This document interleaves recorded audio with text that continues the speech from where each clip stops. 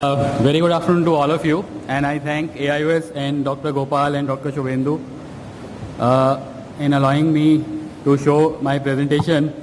And I'll be starting straight away with how to make sclerotomy ports in small gauge vitreous surgery. So as you see, whole thing started way back in 2006, and I'll try to show you how this technique of making sclerotomy has evolved over years. So initially we had Bausch and Lomb one-step entry method, where we was just stabbing it and entering, but then we realized that angled incisions are better, and then we went on to have two-step angled incisions, and finally our current technique has actually 3 steps.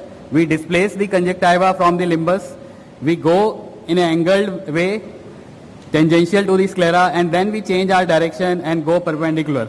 So this is our current technique. Just like our entry method, the exit method has also improvised. We realized that we should take out cannula over a solid instrument rather than a hollow instrument, so that we don't get vitreous wick.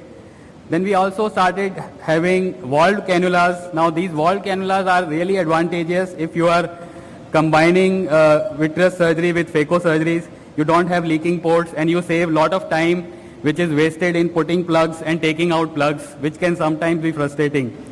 And this small gauge vitreous surgery actually allows you many other options. You can switch the sclerotomies, like I have to access nasal area, I have shifted infusion port to nasal side. And the same technique applies to even 27 gauge vitreous surgery also. You displace the conjunctiva, go tangential, and then you change your direction to make a 2-step self-sealing sclerotomies.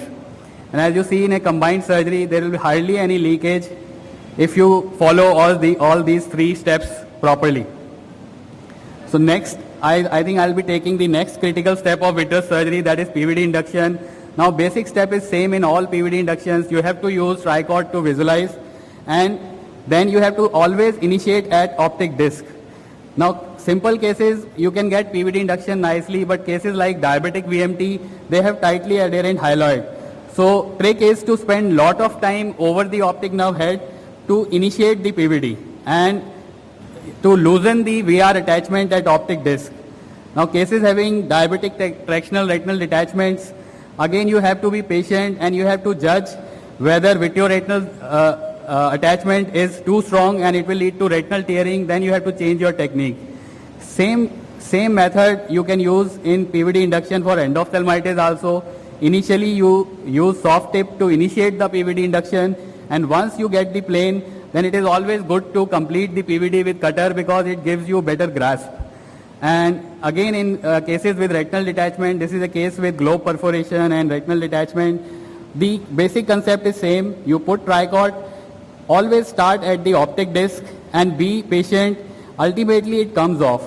You will rarely find a case where you were not able to induce PVD if you follow these 2 steps. Again, pediatric retinal detachment cases, again it is very tightly adherent, but if you start right at the optic disc and visualize the posterior highlight, again you will be successful in inducing PVD. Now as I think it's a very essential step in all vitreous surgeries, whenever you induce PVD, it is very important to inspect the retinal periphery for breaks. So with this I will finish.